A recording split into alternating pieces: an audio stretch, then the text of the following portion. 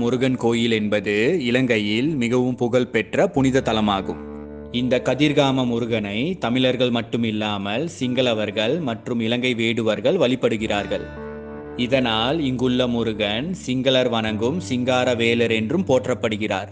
தமிழ் கடவுளான முருகனின் மிகவும் சக்தி வாய்ந்த மற்றும் பழமையான கோயில்களில் இதுவும் ஒன்றாகும்.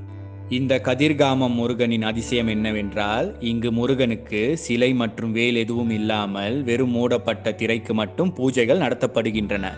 உலகத்தில் உருவமே இல்லாமல் மூடப்பட்ட திரைக்கு வழிபாடு நடத்தப்படும் ஒரே முருகன் கோயில் இதுவாகும்.